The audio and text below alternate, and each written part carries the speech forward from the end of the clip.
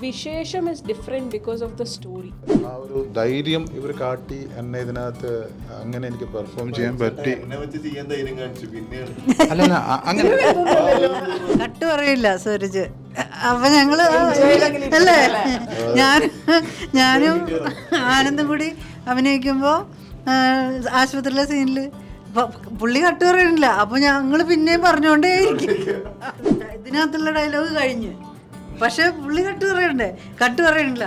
അപ്പൊ പിന്നെ ഞങ്ങളിങ്ങനെ കണ്ടിന്യൂ ചെയ്തോണ്ടിരിക്കും. നോട്ടം, ചിരി, കള്ളച്ചിരി, ഇങ്ങനത്തെ കുറെ സാധനങ്ങൾ കയ്യിൽ നിന്ന് ഇങ്ങനെ ഇട്ടോണ്ടിരിക്കും. ഈ സിനിമയിൽ വേറൊരു പ്രത്യേകത പറഞ്ഞാൽ, ഇപ്പോൾ ഇതിൻ്റെ പാട്ട് എഴുതിയത്, അത് സംഗീതം കൊടുത്തത്, ഇതിൻ്റെ സിനിമ കഥ എഴുതിയത്, തിരക്കഥ എഴുതിയത്, അതുപോലെ തന്നെ നടൻ, ശരിക്കും പറഞ്ഞാൽ മറ്റൊരു ബാലേന്ദ്ര മേനോൻ. എന്നെ തന്നെ നായകനാക്കാനുള്ള കാരണം എന്താണെന്ന് വെച്ച് കഴിഞ്ഞാൽ, നമ്മളുടെ റൈറ്റർക്ക് ആക്ച്വലി കഥ പറയാനറിയില്ല. കഥ പറയുന്നതിൽ ഭയങ്കര വീക്കാണ്. കാരണം പുള്ളി പെർഫോം ചെയ്ത് കാണിക്കും. അതൊരു രംഗാണ്. കഥ പറയാന്ന് പറഞ്ഞാൽ നമ്മൾ ഈ നാടകം കാണുന്ന ഇങ്ങനെ നോക്കിയിരുന്നു കഴിഞ്ഞാൽ നമ്മൾക്ക് സിനിമ കാണുന്ന ഫീലാണ്. ടീം വിശേഷത്തിനോട് ചോദിക്കട്ടെ, എങ്ങനെയുണ്ട് വിശേഷം കണ്ടിട്ട്? നിങ്ങൾ ആരെങ്കിലും ഔട്ട് കണ്ടായിരുന്നോ കംപ്ലീറ്റ് ആയിട്ട് സിനിമ? ഞങ്ങൾ കണ്ടു, കാണുമല്ലോ. ഡയറക്ടറും റൈറ്ററും കണ്ടു. നിങ്ങൾ എത്ര തവണ കണ്ടെന്ന് ചോദിച്ചാൽ സൂപ്പറാണോ? ആ പ്രതീക്ഷയിൽ തന്നെ ഒന്ന് തുടങ്ങാം. ഇതിൻ്റെ ടീസർ തുടങ്ങുമ്പോൾ നമ്മൾ അതിൽ പറയുന്നുണ്ട്, നിങ്ങൾ ഓരോരുത്തരും നായകന്മാരാണ് എന്ന്. അതിലൊരു നായകനെ ഞാൻ പ്രസന്റ് ചെയ്യുന്നു എന്ന് പറഞ്ഞാണ് നായകൻ്റെ ഇൻട്രോ. കറക്റ്റായിട്ട് ഈ നായകനെ തന്നെ വിളിച്ചതിൻ്റെ കാരണം എന്താ? ഡയറക്ടറോട് ചോദിക്കട്ടെ. ഓക്കെ, നമ്മളെല്ലാവരും, എൻ്റെ ചിന്ത ഞാൻ നായകനാണെന്നാണ്. നമ്മളെല്ലാവരുടെയും സ്റ്റോറിയിൽ നമ്മളുടെയൊക്കെ പേഴ്സണൽ സ്റ്റോറികളിൽ നമ്മളാണല്ലോ നായകന്മാർ. അതാണ് നമ്മളുടെ ഒരു ബേസിക് തോട്ട്. കാരണം നമ്മൾ എല്ലാ ആളുകളും അവരുടെ ലൈഫിൽ നായകന്മാരാണ് എന്ന് നമ്മൾ ചിന്തിക്കുന്നു. അവർക്കിടയിൽ നിന്ന്, കാരണം നമ്മുടെ ഇടയിൽ നിന്ന് പിക്ക് ചെയ്തെടുത്തവരാണ് നമ്മുടെ ആനന്ദ് മധുസൂദനൻ. നമ്മളിൽ ഒരാളാണ്, എൻ്റെ വീട്ടിലെ ആളാണ്, അപ്പുറത്തെ വീട്ടിലെ ആളാണ്. ആ ഒരു ചിന്തയാണ് അതിന് പിന്നിൽ. അത് കറക്റ്റായിട്ട് റൈറ്ററിനെ തന്നെ നായകനാക്കാൻ തീരുമാനിക്കും. റൈറ്ററിനെ തന്നെ നായകനാക്കാനുള്ള കാരണം എന്താണെന്ന് വെച്ച് കഴിഞ്ഞാൽ, നമ്മളുടെ റൈറ്റർക്ക് ആക്ച്വലി കഥ പറയാനറിയില്ല. കഥ പറയുന്നതിൽ ഭയങ്കര വീക്കാണ്. കാരണം പുള്ളി പെർഫോം ചെയ്ത് കാണിക്കും. അതൊരു രംഗാണ്. കഥ പറയാന്ന് പറഞ്ഞാൽ നമ്മൾ ഈ നാടകം കാണുന്ന ഇങ്ങനെ നോക്കിയിരുന്നു കഴിഞ്ഞാൽ നമ്മൾക്ക് സിനിമ കാണുന്ന ഫീലാണ്. അപ്പം ഞാനാണത് ഏറ്റവും കൂടുതൽ കേട്ടിരിക്കുന്നത്. കാരണം ഞങ്ങളൊരു 2 വർഷമായിട്ട് ഇത് കേട്ടുകൊണ്ടിരിക്കുകയാണ്. ആക്ച്വലി പറഞ്ഞാൽ 2 അല്ല, ഞാൻ കൃഷ്ണൻകുട്ടി പണി തുടങ്ങി എന്ന് പറയുന്ന സിനിമ ചെയ്യുന്നതിന് മുമ്പ് ഞങ്ങളിത് ചെയ്യണമെന്ന് ആലോചിച്ചിരുന്ന സിനിമയാണ്. പിന്നെ കോവിഡ് വന്നപ്പോൾ നമുക്ക് ഇതിനകത്ത് കുറേ ലൊക്കേഷൻസ് ഒക്കെ ഉണ്ട്. ഇവിടെ തന്നെ, നാട്ടിൽ തന്നെ, എറണാകുളമൊക്കെ ആണെങ്കിലും കുറേ സ്ഥലങ്ങൾ കാണിക്കേണ്ടതുണ്ട്. പ്രാക്ടിക്കൽ അല്ലല്ലോ. അപ്പം ഞങ്ങൾ മറ്റേ പടം ചെയ്തു, കൃഷ്ണൻകുട്ടി ചെയ്തു. അത് കഴിഞ്ഞ് ഞങ്ങൾ തിരിച്ച് ഇതിലേക്ക് വന്നു. അപ്പോൾ അന്ന് തുടങ്ങിയ കഥ പറച്ചിലാണ്. അപ്പം ഞാനത് ഇങ്ങനെ ഡെയിലി കണ്ട് എൻ്റെ മനസ്സിൽ, അതെ, എൻ്റെ മനസ്സിൽ ആനന്ദങ്ങ് ലോക്കായി. കാരണം വല്ലാണ്ട് ലോക്കായി പോയി. അപ്പോൾ എനിക്ക് അവിടെ വേറൊരാളെ നമ്മൾ ചിന്തിക്കുമ്പോൾ നമുക്ക് പ്ലേസ് ചെയ്യാൻ പറ്റുന്നില്ല. പിന്നെ തന്നെയല്ല, അതിൻ്റെ പിന്നിൽ വേറൊരു കാര്യമാണ്, നമുക്ക് ഈ സിനിമ ഭയങ്കര സിമ്പിളായിരിക്കണം, ഫ്രഷായിട്ട് എന്തെങ്കിലും പ്രേക്ഷകന് കൊടുക്കുന്നതായിരിക്കണമെന്നൊരു ആഗ്രഹം ഉണ്ടായിരുന്നു. അതുകൊണ്ടാണ് നമ്മൾ ആ ഫ്രഷ്നെസ്സിന് വേണ്ടിയാണ് ആനന്ദിനെ കാസ്റ്റ് ചെയ്തതും. പിന്നെ ആനന്ദ് ചെയ്യും, കാരണം അത് നമുക്ക് കഥ നറേഷനിൽ അത് മനസ്സിലായിരുന്നു. ഭയങ്കര സിമ്പിളാണ് സിനിമ. വിശേഷം ഒട്ടും കോംപ്ലിക്കേറ്റഡ് അല്ല, സിമ്പിളാണ്. കഴിഞ്ഞിട്ട് എങ്ങനെയുണ്ട് ആ അഭിനയം? അവിടെയും ഉണ്ടായിരുന്നോ സ്ക്രീനിലും? സ്ക്രീനിൽ ആനന്ദ് അഭിനയിച്ചിട്ടില്ല. സ്ക്രീനിൽ ആനന്ദ് ബിഹേവ് ചെയ്യുമായിരുന്നു, ജീവിക്കുകയായിരുന്നു ആക്ച്വലി. കാരണം നമ്മൾ ആനന്ദിനോട് അഭിനയിക്കുക എന്നുള്ളതല്ല നമ്മൾ ചെയ്ത് ആ ഒരു പരിപാടിയാണ്. കാരണം ഇതിനകത്ത് ഇപ്പോൾ ഷൈൻ ചേച്ചി ആണെങ്കിലും, കുഞ്ഞികൃഷ്ണ മാഷാണെങ്കിലും, ബൈജു ചേട്ടനാണെങ്കിലും, ചിന്നുവാണെങ്കിലും ആരും അഭിനയിച്ചിട്ടില്ല എന്ന് ഞാൻ പറയും. എല്ലാവരും ഭയങ്കര നാച്ചുറലായിട്ട്. കാരണം ഞങ്ങൾ ഷൂട്ട് ചെയ്ത് ഞങ്ങളുടെ ഒരു വിശേഷം ഫാമിലി, ആ ബോണ്ടിങ് നന്നായി വന്നു. അപ്പോൾ എല്ലാവരും ഭയങ്കര കൂളായിട്ട് പെരുമാറി. നന്നായി ഉണ്ടായിരുന്നു മൊത്തത്തിൽ. ഇതിപ്പോൾ നമ്മൾ നേരത്തെ വീണ്ടും ടീസറിൽ പറഞ്ഞതുപോലെ, നമ്മളൊരു കാര്യം ചെയ്തിട്ട് ഒട്ടും അത് ആദ്യമേ തന്നെ പൊട്ടിപ്പൊളിഞ്ഞ് എല്ലാവരും നാണം കെട്ട് നാട്ടുകാരും വീട്ടുകാരും ഒക്കെ കുറ്റം പറഞ്ഞിട്ട് വീണ്ടും അത് ഒരു പ്രാവശ്യം കൂടെ ചെയ്യാനുള്ളൊരു ധൈര്യം ഉണ്ടെങ്കിൽ ആള് ഹീറോ ആണെന്നാണ് പറയുക. അങ്ങനെ നോക്കുമ്പോൾ ആനന്ദ് മധുസൂദനൻ നേരത്തെ ഹീറോ ആണ് അല്ലേ? നേരത്തെ ഇതൊക്കെ വിട്ട്, സിനിമ മുഴുവൻ വിട്ട് പണ്ടേ സംഭവം നിർത്തിപ്പോവാൻ തീരുമാനിച്ച് വീണ്ടും റീസ്റ്റാർട്ട് ചെയ്തല്ലേ? അപ്പൊ അങ്ങനെ നോക്കുമ്പോൾ ആ ഡയലോഗിന് അതിനൊരു ജസ്റ്റിഫിക്കേഷൻ ഇല്ലേ? അല്ല, അത് എനിക്ക് തോന്നുന്നു നമ്മളൊക്കെ ലൈഫിൽ ഉണ്ടാവുന്ന കാര്യമല്ലേ. ഏതെങ്കിലും നേരത്തൊക്കെ നമുക്ക് തോന്നുന്ന കാര്യമാണല്ലോ. സിനിമ വിട്ട് പോകാന്ന് പറഞ്ഞു കഴിഞ്ഞാൽ നമുക്ക് ചില നേരത്തെ ഇഷ്ടപ്പെട്ട കാര്യമായിട്ടാണ് ഞാൻ മ്യൂസിക് കമ്പോസറായിട്ട് വന്നത്. അപ്പോൾ നമ്മൾ ഉദ്ദേശിച്ച പോലെയൊന്നും കാര്യങ്ങളാവില്ല. പിന്നെ ചിലപ്പോൾ ഇഷ്ടപ്പെട്ട ഒരു കാര്യം നമ്മൾ ചിലപ്പോൾ തൊഴിലായി മാറുമ്പോൾ വേറെ കുറേ കാര്യങ്ങൾ നമ്മുടെ മുമ്പിലേക്ക് വരും. അപ്പോൾ അതൊന്നും സാറ്റിസ്ഫൈ ചെയ്യാൻ പറ്റാതെ ആയി നിൽക്കുന്ന അവസ്ഥയിൽ ചിന്തിച്ചു പോയ ഒരു കാര്യമാണത്. പക്ഷെ എനിക്ക് തോന്നുന്നു തിരിച്ചു വരവ് എന്ന് പറയുന്നത് എല്ലാവർക്കും ആവശ്യമാണ്. ഏതെങ്കിലും പോയിന്റ് ഓഫ് ടൈമിൽ നമ്മളാകെ തളർന്നുടഞ്ഞ് കിടക്കും. അപ്പോൾ അവിടെ നിന്ന് എഴുന്നേറ്റ് വരിക എന്ന് പറയുന്നൊരു പരിപാടിയാണ്. അതെന്ത് ചെറിയ കാര്യമായിക്കോട്ടെ, ആ എഴുന്നേറ്റ് വരും നമുക്ക് മാത്രമാണ് ഇമ്പോർട്ടൻ്റ് ആയിട്ട് ഉള്ളത്. അങ്ങനെ നോക്കുമ്പോൾ നമ്മുടെ ലൈഫിൽ നമ്മൾ ഹീറോ തന്നെയാണ്. Of course, nice. ഓക്കെ, അപ്പോൾ വാട്ട് ഇഫ് പൊടിമീശ എന്ന് പറയുന്ന പാട്ട് ഉണ്ടായിരുന്നില്ല എന്ന് വിചാരിക്കും. അതായത് ആ സ്ക്രിപ്റ്റ് വായിച്ചിട്ട് സ്ക്രിപ്റ്റിൽ കണ്ട് ഇഷ്ടപ്പെട്ട് പാട്ട് ചെയ്യാൻ പറഞ്ഞിട്ടില്ല, സ്കോർ മാത്രമേ ചെയ്യാൻ പറഞ്ഞിട്ടുള്ളൂ, അങ്ങനെയുള്ള ആള് പാട്ട് സ്വന്തമായിട്ട് എഴുതിയ പൊടിമീശ ഹിറ്റായില്ല എന്ന് വിചാരിക്കും. അപ്പോൾ സിനിമയിലേക്കേ തിരിച്ചു വരണമെന്ന് ആലോചിക്കില്ല? അതെന്താന്ന് എനിക്ക് അറിയില്ല സത്യം പറഞ്ഞാൽ. കാരണം എനിക്ക് ആകെ അറിയാവുന്ന പണി ഇതൊക്കെ തന്നെയേ ഉള്ളൂ. അപ്പോൾ ഇതല്ലാതെ മറ്റെന്ത് കാര്യം ചെയ്യണമെന്ന് ചോദിച്ചാൽ എനിക്കറിയില്ല. പക്ഷെ ആ നേരത്ത് തോന്നിയതെന്ന് വെച്ച് കഴിഞ്ഞാൽ നമ്മൾ കുറേ പരാജയങ്ങൾ ഏറ്റുവാങ്ങിക്കൊണ്ടിരിക്കുമ്പോൾ നമ്മൾ ഒരു കുഴിയിലേക്ക് ഇറങ്ങിയിരിക്കുന്ന അവസ്ഥയിലാണ്, കിണറിലിരിക്കുന്ന അവസ്ഥയിലായിരിക്കും. അപ്പോൾ കിണറ്റുന്ന ആരെങ്കിലും തന്നെ വിളിച്ച് കയറ്റി കൊണ്ടുപോകാന്ന് പറയുന്ന നിലവിളി ശബ്ദമാണ് ഉണ്ടായത്. ഞാൻ ഇപ്പൊ സൂര്യചേട്ടനും അജീഷ് ചേട്ടൻ പാവയുടെ റൈറ്റർ, അപ്പൊ ഇവര് കഥ പറയുമ്പോ എന്നോട് ബാക്ക്ഗ്രൗണ്ട് സ്കോർ ചെയ്യാനായി ഇവരാരും എന്നെ പാട്ടിനല്ല വിളിച്ചത്. അപ്പൊ ആ നിലവിളി ശബ്ദം എന്ന് പറയുന്നത് ഞാൻ ട്യൂൺ കേൾപ്പിച്ച് ഇവർ ഒരു ദിവസം വീട്ടിലിരുത്തി ഞാൻ ഒരു സാധനം ചെയ്തിട്ടുണ്ട് നിങ്ങൾ കേൾക്കണം എന്ന് പറഞ്ഞ് വിളിച്ചുകൊണ്ട് വന്നിരുത്തി കേട്ട് കഴിഞ്ഞപ്പോഴാണ് അന്ന് അവൻ ആനന്ദം പാട്ട് തന്നെ ചെയ്യുമെന്ന് പറഞ്ഞത്.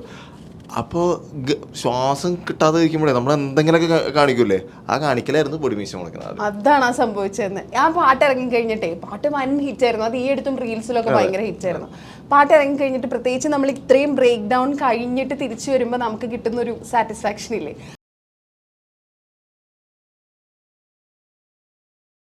ഒരു കാര്യം എന്തായിരുന്നു? അതിൽ ഏറ്റവും സന്തോഷം നിറഞ്ഞ കാര്യം എന്താണെന്ന് വെച്ച് കഴിഞ്ഞാൽ ഇത്രയും കാലം കഴിഞ്ഞിട്ട് ഇപ്പോൾ അത് വീണ്ടും വന്നില്ലേ.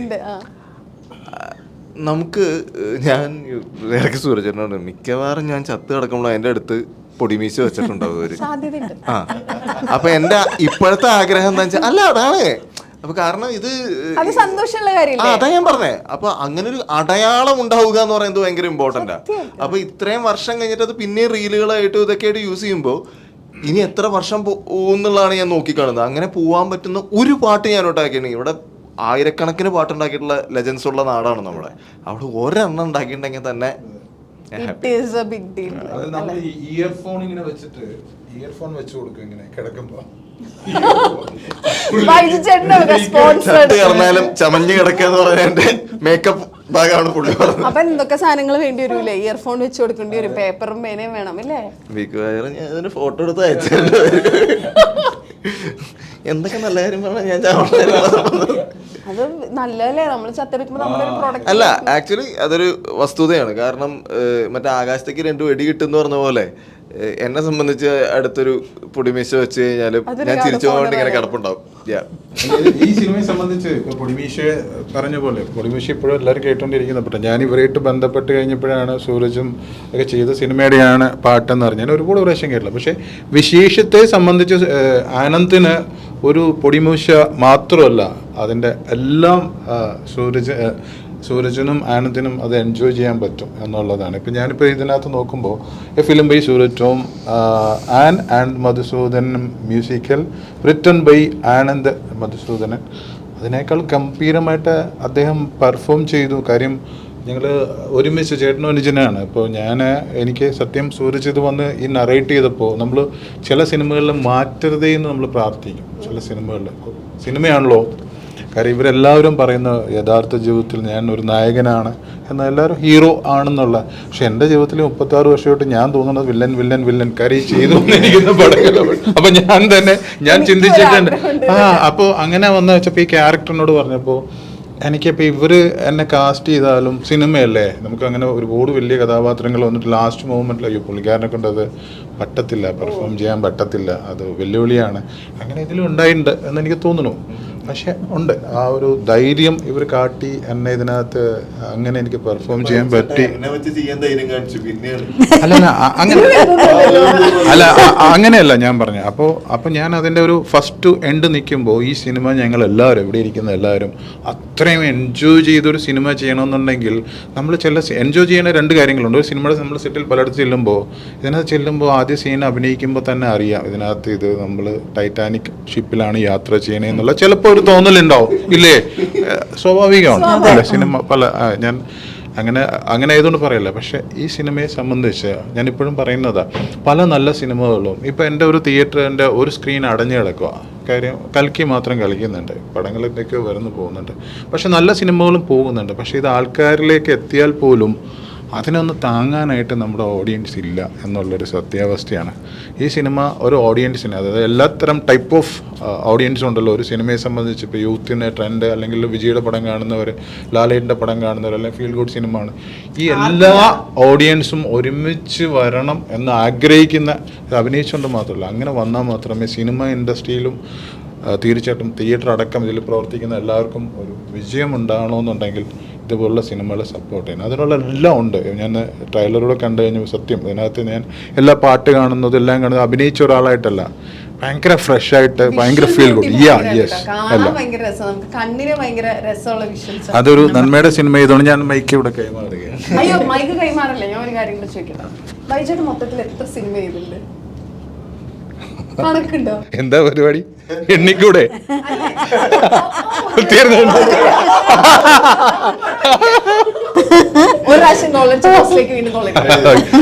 ഞാനൊരു 300+ ഫിലിം അഭിനയിച്ചിട്ടുണ്ട് 36 years ആയിട്ട്. 300+ കഴിഞ്ഞു. ഇതിലൊക്കെ എല്ലാത്തിലും ഇപ്പൊ വില്ലന്റെ കൂടെ അല്ലെങ്കിൽ നായകന്റെ പുറകിലെ നായകന്റെ ആളായിട്ട് അങ്ങനെയൊക്കെയാണല്ലോ ഉണ്ടാവുക. അങ്ങനെ നിക്കുമ്പോ സ്ക്രീനില് ബൈച്ചേട്ട വന്നു കഴിഞ്ഞാൽ നമ്മളെ സ്ക്രീനിൽ നോക്കും. അതായത് ആളുണ്ടല്ലോ, കാണാൻ ആളുണ്ടല്ലോ, സ്ക്രീൻ പ്രസൻസ്. ഈ എന്താ ഓവർ ക്വാളിഫൈഡ് ആയിട്ടുള്ള ഒരു ആക്ടർ എന്നുള്ള ലുക്കില് അതെപ്പോഴെങ്കിലും അല്ല ഇതിലും അത് തന്നെ. ഇതിലും നായകനോടൊപ്പം പുറകിലും മുമ്പിലൊക്കെ ആയിട്ട് ഞാൻ നിൽക്കും. ഞാനൊക്കെ ഇപ്പൊ സിനിമ കാണുമ്പോ ബൈച്ചേട്ട സ്ക്രീനിൽ നമ്മൾ ആദ്യം ബൈച്ചേട്ടിലേക്കുള്ള നോട്ടം പോവും. അപാര സ്ക്രീൻ പ്രസൻസ് ആണ്. അപ്പൊ അത് എപ്പോഴെങ്കിലും പ്രശ്നമുണ്ടോ? അങ്ങനെയൊക്കെ വരുമല്ലോ. ഇല്ല, അങ്ങനെയില്ല. എന്നെ സംബന്ധിച്ച് എനിക്ക് സിനിമ എന്ന് പറയുന്നത് എനിക്ക് ഏറ്റവും പ്രിയപ്പെട്ടാണ്. എല്ലാത്തിനേക്കാൾ അപ്പുറം എനിക്ക് സിനിമ എന്ന് പറയുന്നത്. അപ്പോൾ എൻ്റെ ഒരു സങ്കടം ഉണ്ടായിരുന്നു, എനിക്കൊക്കെ ഒരു പെർഫോം ചെയ്യാനായിട്ടൊരു അവസരം തരുന്നില്ലല്ലോ. നമ്മൾ പോയി ഒറ്റക്ക് മുറിയിൽ നിന്ന് അഭിനയിക്കാറുണ്ട്, സങ്കടപ്പെടാറുണ്ട്. പക്ഷേ അങ്ങനെ കുമ്പളങ്ങി നൈറ്റ്സ് മുതൽ ഒരുപാട് സിനിമകൾ, ഇപ്പോൾ ഇറങ്ങിയ സിനിമകളടക്കം കുറേ നല്ല കഥാപാത്രങ്ങൾ ചെയ്തെങ്കിൽ പോലും ഒരു പോയി കിടന്ന് സന്തോഷമായിട്ട് കിടന്ന് ഉറങ്ങിയത് ഈ സിനിമയിലെ ഫസ്റ്റ് സീൻ ചെയ്തിട്ട് 100%. ഞാനത് അടുത്ത ചോദ്യമായിട്ട് ചോദിക്കാൻ വരെയായിരുന്നു. അതായത് 300+ സിനിമ ചെയ്തില്ലേ, ഈ സിനിമയില് ആസ് എൻ ആക്ടർ ഭയങ്കര സാറ്റിസ്ഫൈഡ് ആയിട്ട് ഒരൊറ്റ സിനിമ ചോദിച്ചാൽ ഇതാണോ അപ്പൊ പറയാ? ഇപ്പൊ നിലവിൽ ഇതാ പറയുന്നത്. കാര്യം ഒരു ആക്ടറെ സംബന്ധിച്ച് എല്ലാം ഉണ്ട് ഇതിനകത്ത്, പെർഫോം ചെയ്യാനുള്ള എല്ലാ ഏരിയ ഉണ്ട്. അത് തന്നതാണ് ആനന്ദും സൂരജും. അത് ഒരുപാട് സന്തോഷമുണ്ട്. അത് മറക്കില്ല, ഒരിക്കലും മറക്കത്തില്ല. ഞങ്ങളും ഭയങ്കര സന്തോഷത്തോടെ പറയാൻ ആഗ്രഹിക്കുന്ന കാര്യമാണ്. കാരണം ഞങ്ങൾ ആക്ച്വലി ഞാൻ ശരിക്കും പറഞ്ഞാൽ ബൈചേട്ടനെ ഈ ഒരു സിനിമയുമായി ബന്ധപ്പെട്ടാണ് പരിചയപ്പെടുന്നത്. കാരണം ബൈചേട്ടൻ നമ്മൾ ഈ പറഞ്ഞ പോലെ നമ്മൾ 100-300 പടങ്ങൾ ഉണ്ടെങ്കിൽ നമ്മൾ പല പടങ്ങളും കണ്ടിട്ടുണ്ട് ബൈചേട്ടനെ. അപ്പോൾ നമുക്കൊരു ധാരണകളുണ്ടല്ലോ, ഓരോരോ എല്ലാവരെയും പറ്റി ഓരോ മുൻധാരണകൾ ഒരു പക്ഷേ നമ്മുടെ മനസ്സിലുണ്ടാവാം. അപ്പോൾ ഞങ്ങളിങ്ങനെ സുഭാഷ് എന്ന് പറഞ്ഞ ആനന്ദിൻ്റെ ചേട്ടൻ്റെ ക്യാരക്ടറിനെ കാസ്റ്റ് ചെയ്യാൻ ഒരു ഡിഫറൻറ്റ്, അതായത് നമ്മൾ ചെയ്യാത്തൊരു പരിപാടി ഒരാളെ കൊണ്ട് ചെയ്യിപ്പിക്കണമെന്നുള്ളൊരു ഈ ആൾ ഇന്നത് ചെയ്യും എന്നുള്ള ധാരണയെ പൊളിച്ചെടുക്കുന്ന ഒരു പരിപാടി. കാരണം നമ്മളെല്ലാം ചിന്തിച്ചുകൊണ്ടിരിക്കുന്ന ചില ധാരണകൾ ഒന്ന് മാറ്റണം എന്നുള്ള ചിന്തകളിലൂടെയാണ്. അപ്പോൾ ആ ക്യാരക്ടറിനും അങ്ങനത്തെ ഒരാൾ വേണമെന്ന് ചിന്തിച്ചപ്പോഴാണ് നമ്മളിങ്ങനെ ബൈചേട്ടൻ്റെ മുഖം നമുക്ക് പെട്ടെന്ന് തന്നെ വന്നത്. കാരണം 2 കാരണങ്ങളുണ്ട്. ഇവർ തമ്മിലുള്ളൊരു സിമിലാരിറ്റി അതിനകത്തൊരു കാരണമാണ്. പിന്നെ ബൈജു ചേട്ടനെ ഒരു സിമിലാരിറ്റി ഉണ്ട് അതിനകത്ത്. പിന്നെ ബൈജു ചേട്ടൻ അത് ചെയ്താൽ ചെയ്യാത്ത കാര്യമാണ്. ബൈചേട്ടനിൽ നിന്ന് ആൾക്കാർ പ്രതീക്ഷിക്കാത്തൊരു പരിപാടി ബൈചേട്ടൻ ചെയ്താൽ അത് ത്രൂഔട്ട് നിൽക്കുന്ന ക്യാരക്ടറാണ്. കാരണം ഇവർക്കൊപ്പം തന്നെ ത്രൂഔട്ട് നിൽക്കുന്ന ക്യാരക്ടറാണ്. ഒരുപാട് ഇമോഷൻസും ഹ്യൂമറും പല രീതിയിലുള്ള പരിപാടികൾ ചെയ്തു പോകുന്ന ആ ഫ്രഷ്നെസ് ഉണ്ടാവണം.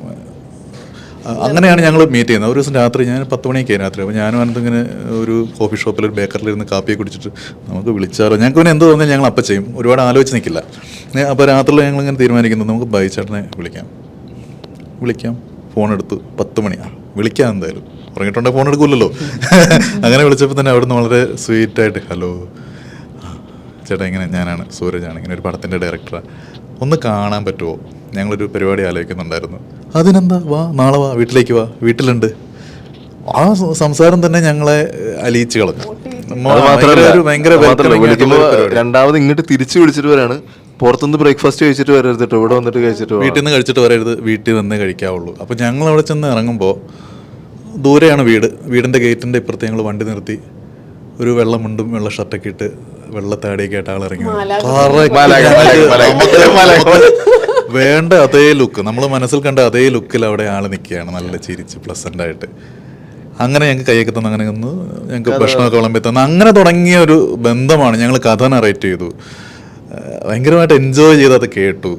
പക്ഷേ ഈ ഒരു ഓരോ റിയാക്ഷനും ഞങ്ങൾക്ക് ഭയങ്കര മോട്ടിവേഷനായിരുന്നു. കാരണം നമ്മൾ ഉദ്ദേശിക്കുന്ന ക്യാരക്ടറാണ്, കറക്റ്റ് അതിലേക്ക് വരാൻ പറ്റും. സുഭാഷ് ബൈചേട്ടൻ അടിപൊളിയായിട്ട് ചെയ്തിട്ടുണ്ട്. ബൈചേട്ടാ ഇനി അങ്ങോട്ട് ഇതുപോലെ ഒരുപാട് കാര്യങ്ങൾ വരും മുന്നോട്ട്. അതെ അതെ അതെ. ചിന്നു, ആ പാട്ടിലുണ്ടല്ലോ നമ്മള് മറ്റേ എന്താ ഒന്നാം ആ സോങ്, ഫസ്റ്റ് റൊമാൻറ്റിക് സോങ് ഉണ്ടല്ലോ, ആ പാട്ടില് നമ്മൾ യൂഷ്വലി ചിന്നു ആ പാട്ട് ഫുള്ള് ശ്രദ്ധിച്ചപ്പോ അതിനകത്ത് കൂടുതൽ ശ്രദ്ധിച്ചത് ചിന്നുവിന്റെ ഒരു ആക്ഷൻ ആയിരുന്നു. ഈ കാലുകൊണ്ട് ഇങ്ങനെ തട്ടിയിട്ട് ഇങ്ങനെ നടന്നു വരുന്ന സാധനമല്ലോ, അത് യൂഷ്വലി സിനിമകളില് ഈ മെയിൽ ആക്ടേഴ്സ് ചെയ്ത് കാണുന്നത്, അത് സ്വന്തമായിട്ടിട്ടാണ്. അല്ലതേ ഇരിക്കുന്നു. സൂരജേട്ടന് ഭയങ്കര സ്പെസിഫിക് ആയിട്ട് വേണം എന്ന് പറഞ്ഞ് ചെയ്യിപ്പിച്ച ഷോട്ടാണ് ആക്ച്വലി. നൈസ് കേട്ടോ. ഞാൻ അതാണ് ആദ്യം നോട്ടീസ്, ഞാൻ എന്നിട്ട് ഒന്നും കൂടെ റിവൈൻഡ് അടിച്ച് വീണ്ടും കണ്ടിട്ടാണ്. അത് 3 ടേക്ക് എടുത്തു. ക്യാമറ അസിസ്റ്റന്റിന്റെ കണ്ണിന്റെ സൈഡിൽ കൂടെ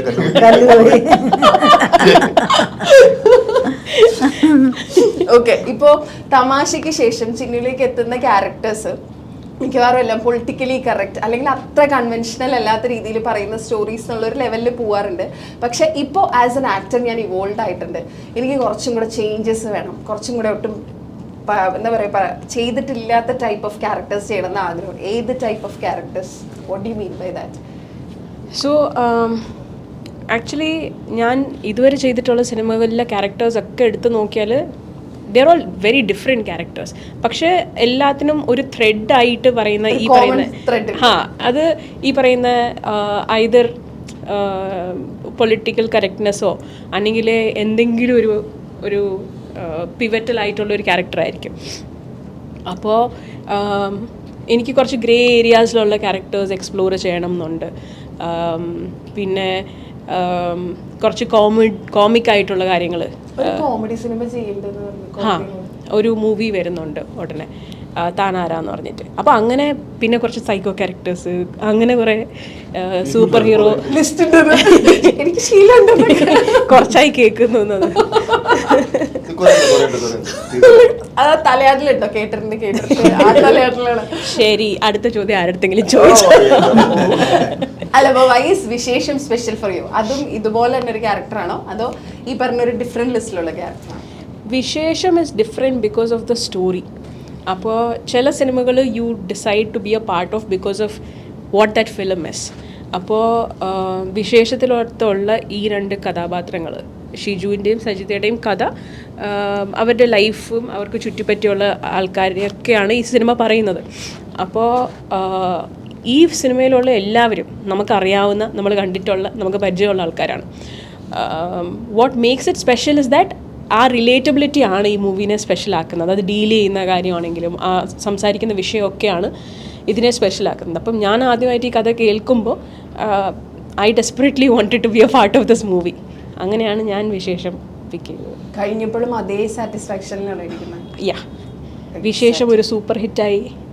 പിന്നെ നമ്മളെല്ലാവരും ഭയങ്കര മറ്റേ മ്യൂസിക്കിലൊക്കെ ഇങ്ങനെ ഭയങ്കര ഈ 100 year celebration 100 days celebration 100 days celebration അങ്ങനെയൊക്കെ ആഗ്രഹങ്ങളുണ്ട്. അത് എല്ലാ സിനിമ കഴിയുമ്പോഴും നമ്മൾ ആഗ്രഹിക്കുന്ന കാര്യമാണ്. ഇത്തവണ കൂടുതൽ ആഗ്രഹമുണ്ട് അല്ലേ? ചിന്നുവിന്റെ ആഗ്രഹമാണല്ലോ പറഞ്ഞോണ്ടിരുന്നത്. അത് ഞാൻ പറഞ്ഞായിരുന്നു ചോദ്യം അവിടെ ചോദ്യം. ഇവര് എന്താ സംഭവം എന്ന് വെച്ച് കഴിഞ്ഞാൽ ഇവര് ഇതിനകത്ത് ഹസ്ബൻഡ് ആൻഡ് വൈഫ് ആണല്ലോ. അതിപ്പോഴും അത് സിനിമ ഷൂട്ടിംഗ് കഴിഞ്ഞു റിലീസ് ചെയ്യാൻ പോണു വന്നിട്ട് അത് വിട്ടുപോയിട്ടില്ല. അത് പൊളിറ്റിക്കലി കറക്റ്റ് തോന്നുന്നു.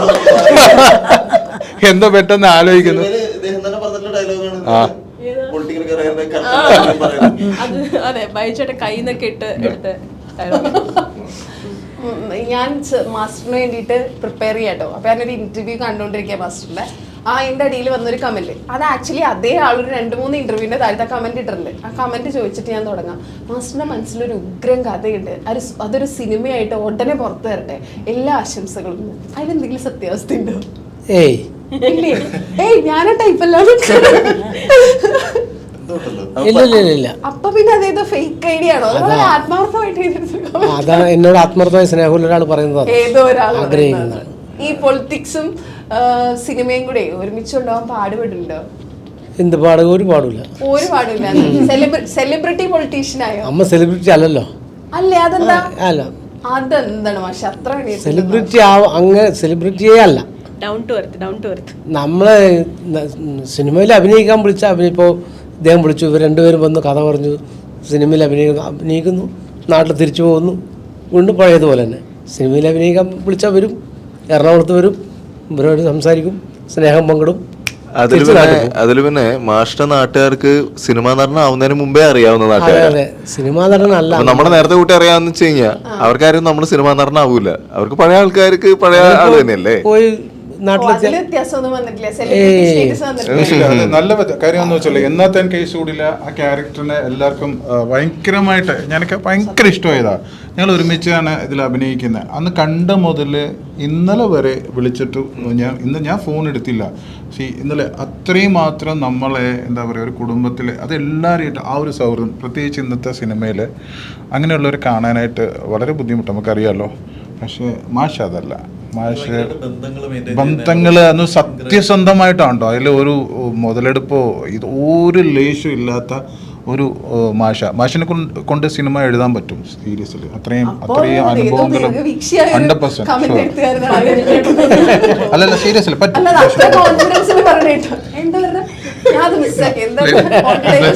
പറഞ്ഞു ബൈജു ചേട്ടനാണ് ആ കമന്റ് ഇട്ടതെന്നാണ് എനിക്ക് തോന്നുന്നത്. ആയിക്കോട്ടെ, നല്ലതല്ലേ ഒരാൾ എഴുതിട്ട് അങ്ങനെ എന്റെ പേരിൽ ഒരു ഫേക്ക് അല്ല. ഞാൻ ചോദിച്ചെന്താ വെച്ചാ, ഒരു പൊളിറ്റീഷ്യൻ എന്ന് പറയുന്നത് ഒരു 24/7 ജോലിയാണ്. ഇത്ര 8 മണിക്കൂർ 9 മണിക്കൂർ നമുക്ക് പറയാൻ പറ്റില്ല. ഒരു ആക്ടറും അങ്ങനെ തന്നെയാണ്, ഓൾമോസ്റ്റ് ഒരു 24/7 ജോലിയാണ്. അപ്പൊ ഇത് രണ്ടും കൂടെ എങ്ങനെ ബാലൻസ് ചെയ്തുകൊണ്ട് പോകുന്നത്? നമ്മൾ വിചാരിച്ചതിൽ നടക്കും, എല്ലാം നടക്കും. എനിക്ക് അളന്നു കുറിച്ചൊക്കെ പറയും, പക്ഷെ പറയുമ്പോ മൊത്തം മറ്റേ മോട്ടിവേഷൻ കോട്സ് അല്ലേ. നമുക്കൊന്നും പറ്റില്ല, അവർക്ക് വീട്ടിലിരുന്നാൽ ഒന്നും പറ്റില്ല. അതെ അതെ, ഇതൊക്കെ ഞാൻ ചെയ്യുന്ന പറഞ്ഞാൽ അങ്ങനല്ല, നമുക്ക് അങ്ങനെയല്ല, എല്ലാം ചെയ്യാനും നമുക്കൊന്നും പറ്റുകയും ചെയ്യില്ല.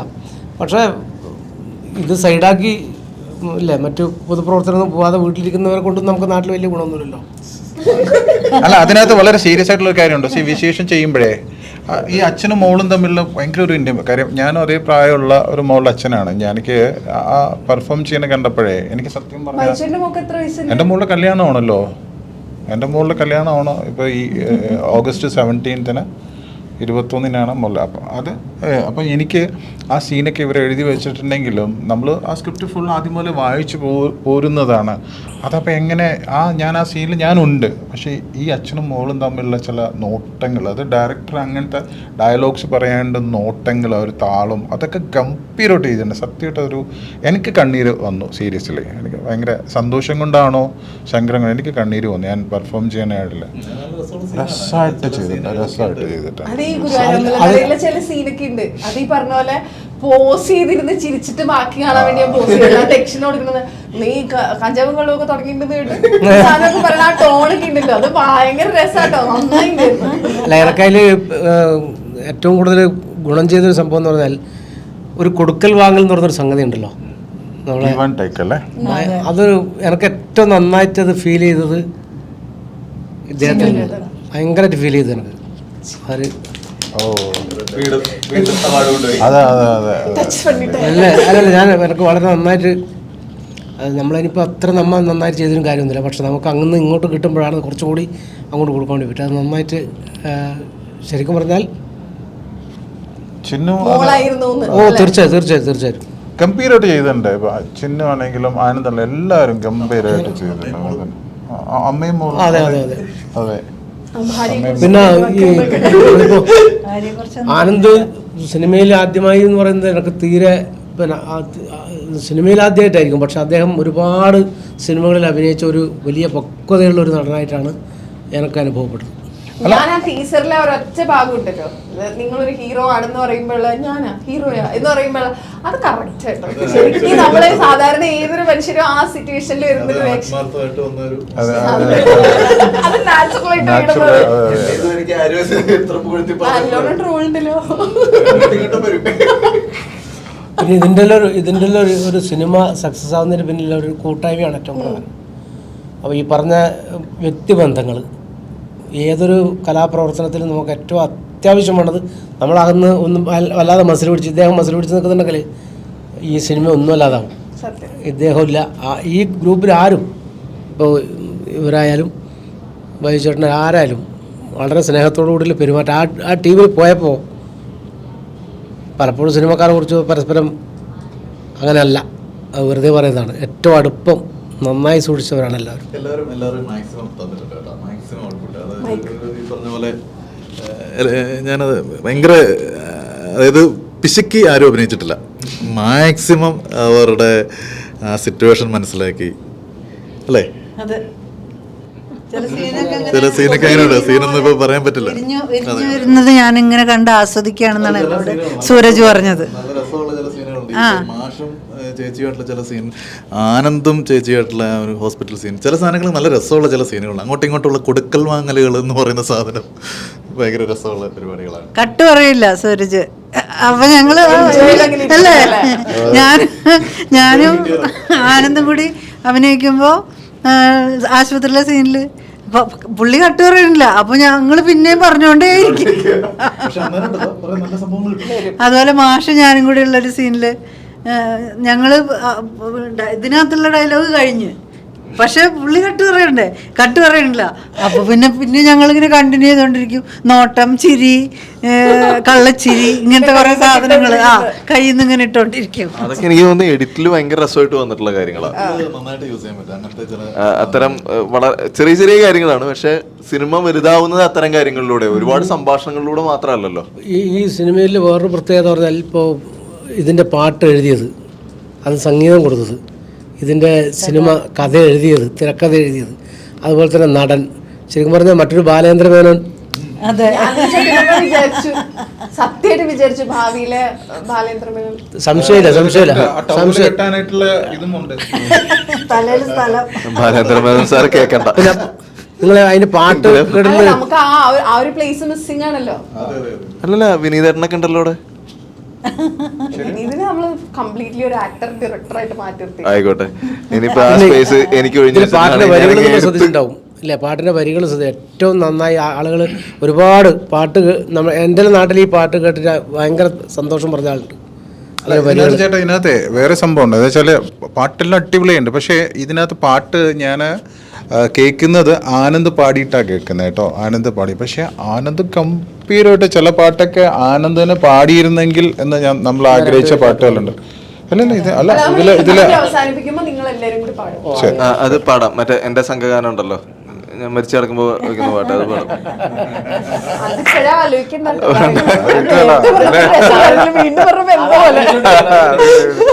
ഇല്ലല്ല, നമുക്കൊരു പാട്ട് പാടാം. അല്ല പിന്നെ നിങ്ങൾ നിങ്ങളുടെ ഒരു ജോഷ് ഉണ്ടല്ലോ.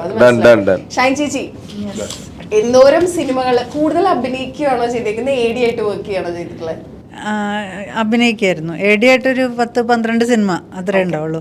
87 സിനിമയിൽ അഭിനയിച്ചു. 87ാമത്തെ പടമാണ് വിശേഷം. ഓ, അപ്പൊ 87ാമത്തെ പടം ഹൗ വാസ് ഇറ്റ് ഡിഫറെന്റ്? എങ്ങനെയാണ് ഇത് വ്യത്യസ്തം എന്ന് ചോദിച്ചാൽ എന്താ പറയാ? ആദ്യമായിട്ടാണ് എന്നെ ഒരു ഡയറക്ടർ നേരിട്ട് വിളിച്ചിട്ട് കഥ പറയുന്നതും ഷൈൻ ചേച്ചി ഈ പടത്തിൽ അഭിനയിക്കണം, എനിക്ക് എൻ്റെ വലിയൊരു ആഗ്രഹമാണതെന്ന്. അത് ഭയങ്കരമായിട്ട് എനിക്ക് ഫീൽ ചെയ്തു.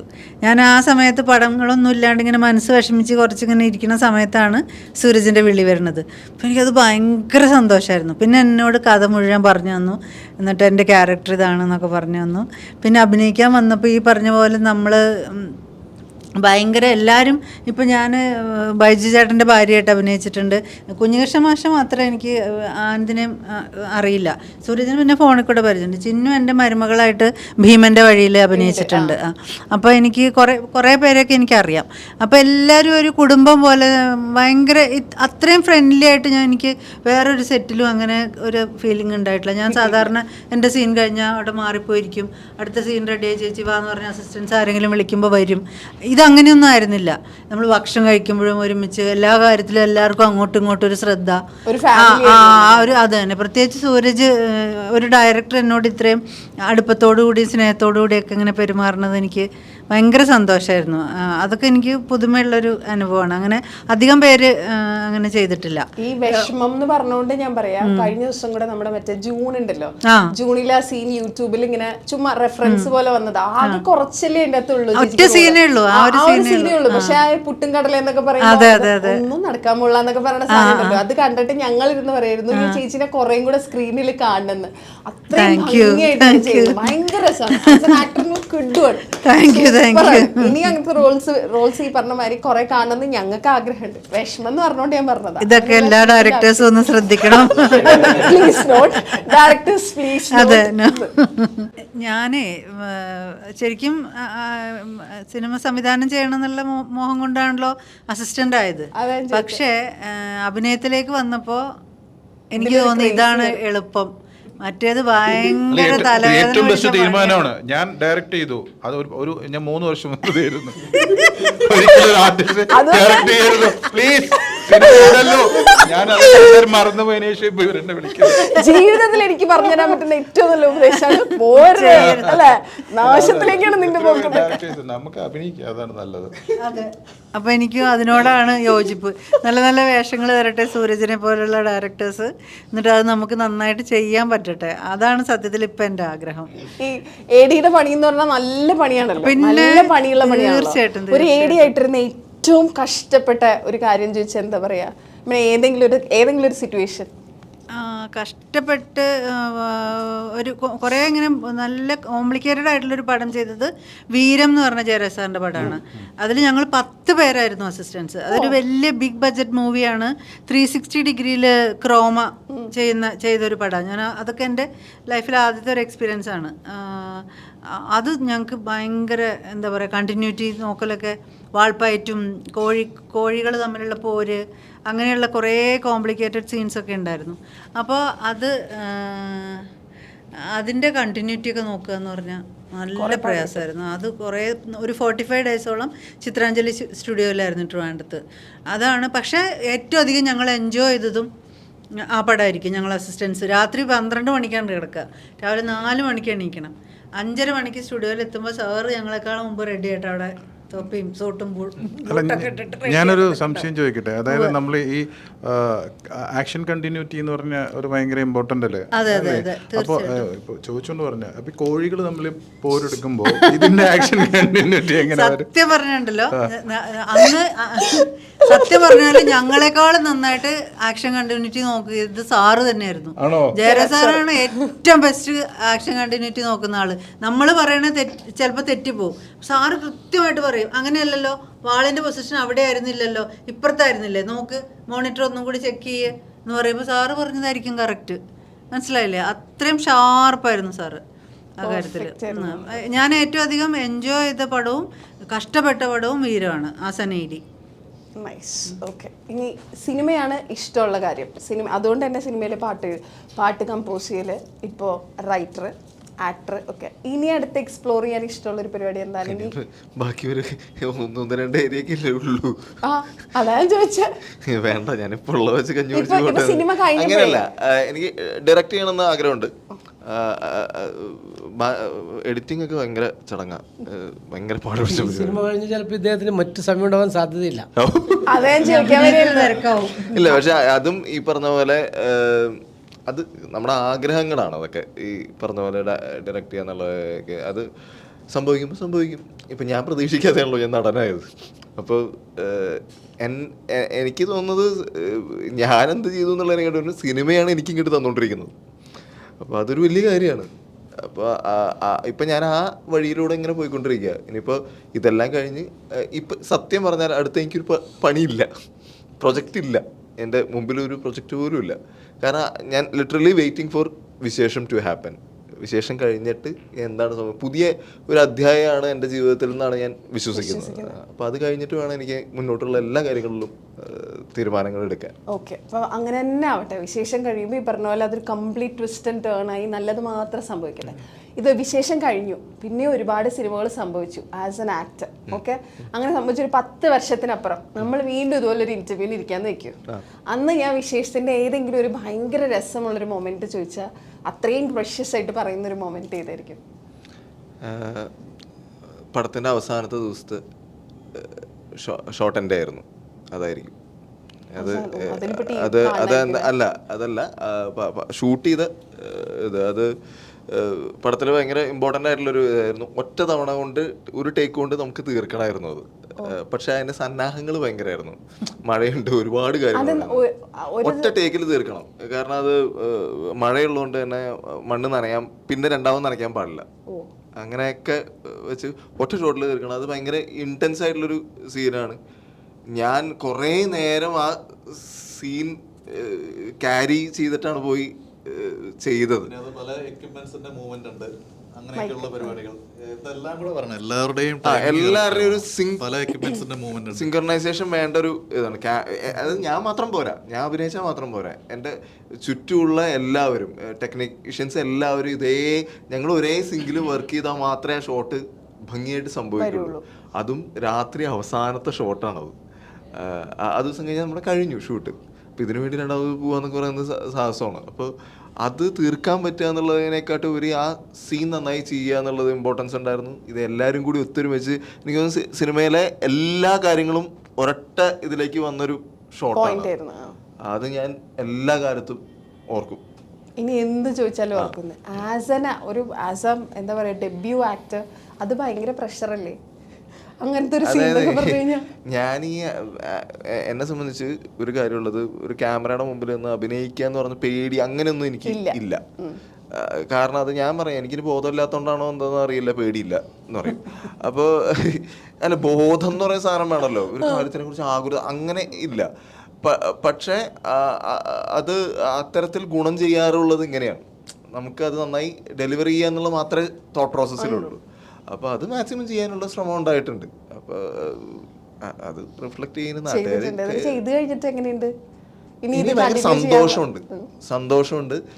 ഈ പ്രോസസ്സ്, അഭിനയിക്കുന്ന പ്രോസസ്സ്, ഞാൻ ആദ്യത്തെ 3-4 ദിവസമൊക്കെ ഞാൻ ഇങ്ങനെ എന്താണ് ഞാൻ ചെയ്യുന്നത്, ശരിയാണോ എന്നൊക്കെ ആകുലപ്പെട്ടെങ്കിലും ഇപ്പം ഞാൻ ആസ്വദിക്കുന്ന ഒരു കാര്യമാണ് അഭിനയം എന്നുള്ളത്. അപ്പോൾ അതിലേക്ക് എത്താൻ പറ്റി എന്നുള്ളത്, ഇവരൊക്കെ അതിലേക്ക് എന്നെ എന്താ പറയുക പ്രോത്സാഹിപ്പിച്ചു എന്നുള്ളതൊക്കെ വെച്ച് നോക്കുമ്പോൾ അതിൻ്റെ ഒരു ഭാഗ്യമാണ്. എത്ര പേരാണ് അഭിനയിക്കാനൊരു ചാൻസ് നോക്കിയിട്ട് പുറത്ത് വെക്കുന്നത്.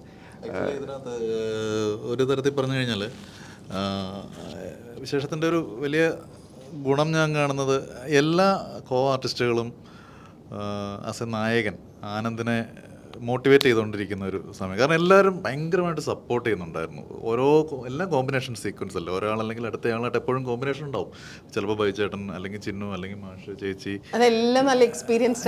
കാരണം ഇവരുടെ ഒരു എക്സ്പീരിയൻസും സപ്പോർട്ട് എന്ന് പറയുന്ന ഒരു സംഭവം വളരെ, ഞാൻ നമ്മുടെ സിനിമയുടെ ഷൂട്ടിനിടയിൽ ഒരു ബുദ്ധിമുട്ട് പിടിച്ച ഒരവസ്ഥ കണ്ടിട്ടില്ല.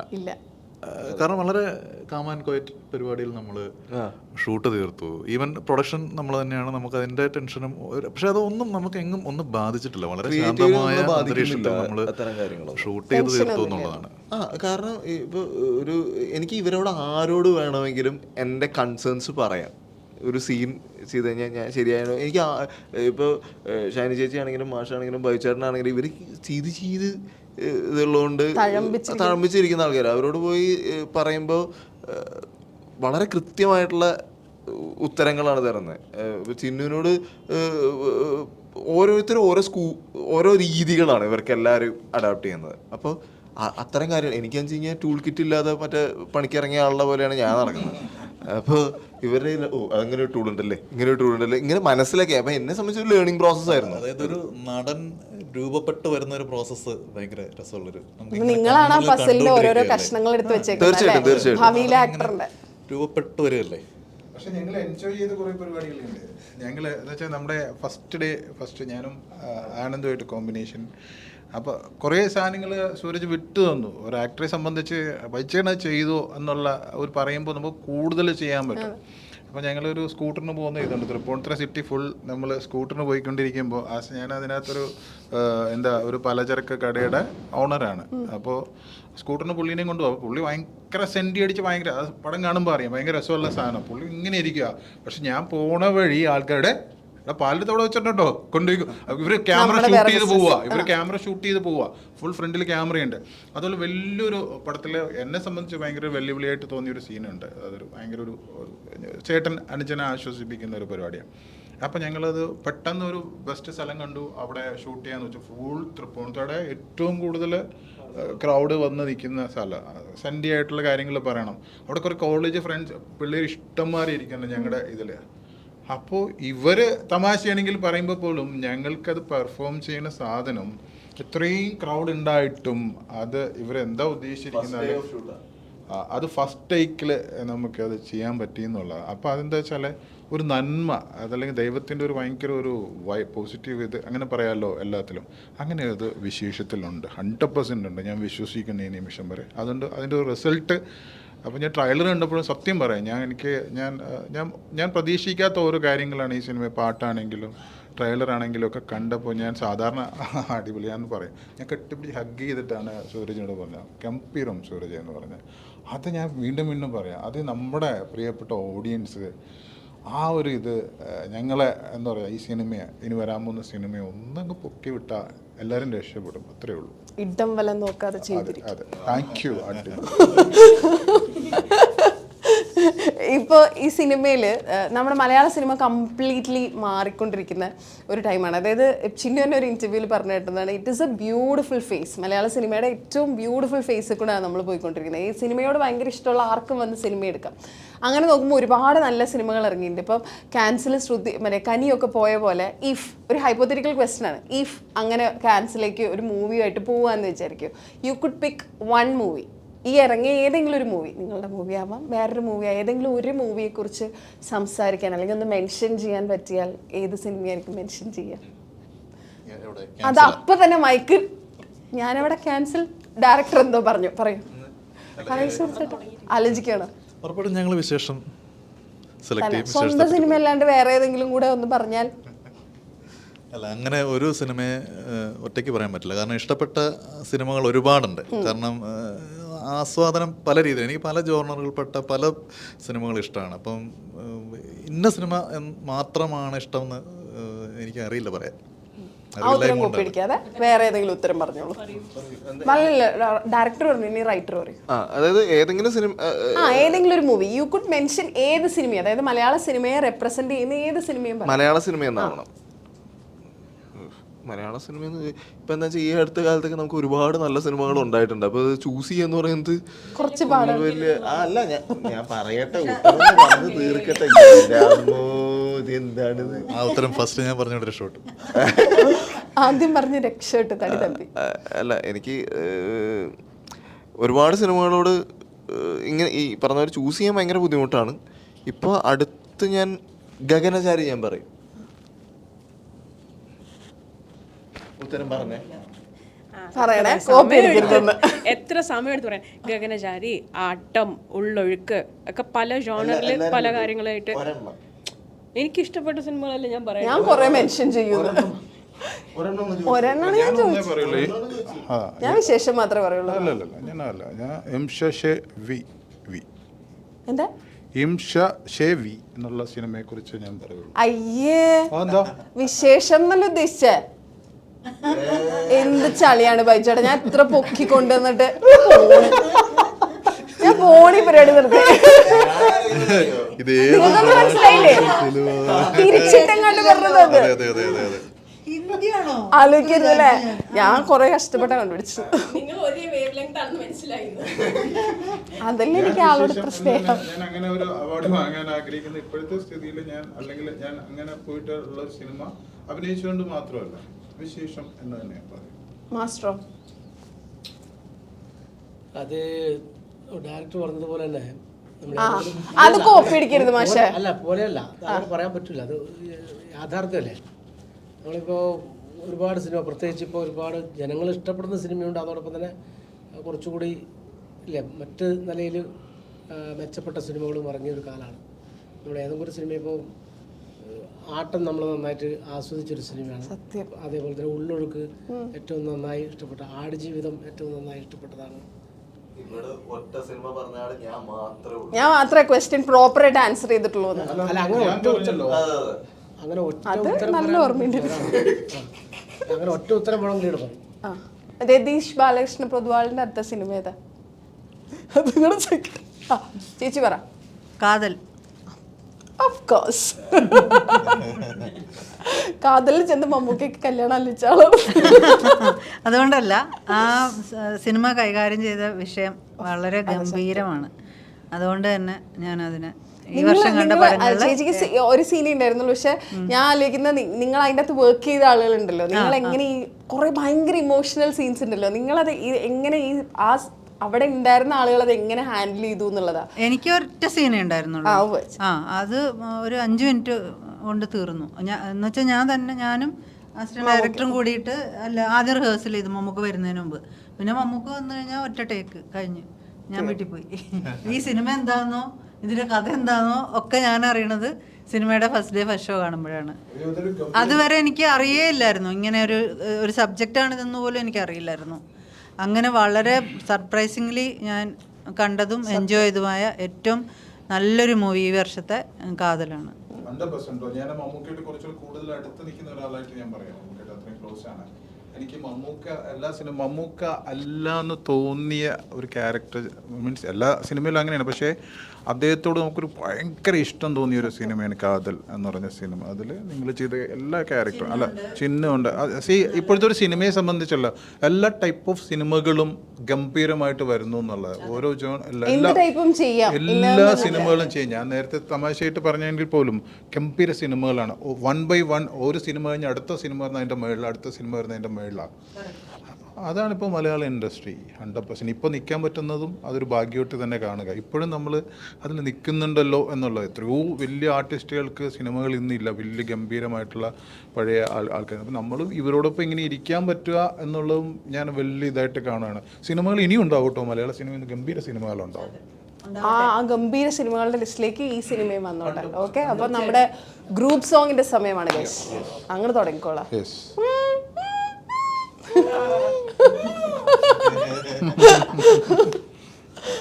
ആ ഏത് പാട്ടാ നമ്മൾ പാടുന്നത്? പൊടി മീശയാണോ? ഇനി മീശ വെക്കണ്ട കേട്ടോ, മീശ വെക്കേണ്ട ഭംഗി. അല്ല അത് പുള്ളി പെട്ടെന്ന് വേറെ പൊടിമീശ പാടണ്ടെന്നായിരിക്കും പുള്ളി കേട്ടോ. മീശ ഞങ്ങൾ കട്ടിമീശ എന്ന് പറഞ്ഞ പാട്ട് പോയിട്ട് വരും.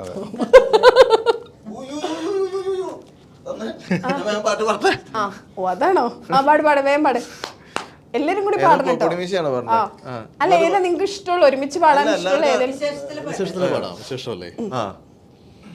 ഒന്നാം നാള് കണ്ടപ്പോൾ അടിപിടിയിടിതടിയായല്ലോ, രണ്ടാം നാള് കണ്ടപ്പോൾ തട്ടിമുട്ടി കളി ചിരിയായല്ലോ, മൂന്നാം നാള് കണ്ടപ്പോൾ പ്രണയം പൊട്ടി വിടർന്നല്ലോ.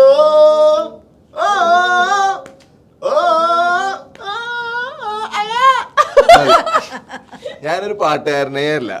ഞാൻ പാട്ട് പറഞ്ഞു കൊടുക്കുന്നത് അവര് വളരെ വിദഗ്ധമായി പഠിച്ചെടുത്ത് ഈ കോലത്തിലാക്കി പാടുന്നു എന്നുള്ളതാണ്. ക്രിയേറ്റർ പാടുമ്പോ അതിന് വേറൊരു ബ്യൂട്ടി. മുന്നോട്ട്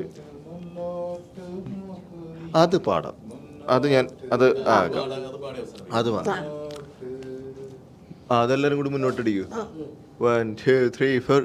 മുന്നോട്ട് മുന്നോട്ട് മുന്നോട്ട് നോക്ക് നീ മുന്നോട്ട്, ദേ മുന്നോട്ട്, കാറ്റും കടലും കരയും താണ്ടിപ്പോ നീ പോ, കൂട് വിട്ട് പാറി പറന്നു പോ നീ പോ, വേദനയേ നീ പോ, ഓർമ്മകളായി നീ പോ, പറന്നു പോ, എല്ലാ എല്ലാം മറന്നുപോ മറന്നുപോ എല്ലാം മറന്നുപോ. മുന്നോട്ട് മുന്നോട്ട് മുന്നോട്ട് നോക്കൂ നീ മുന്നോട്ട് bracket പത്ത്. മുന്നോട്ട്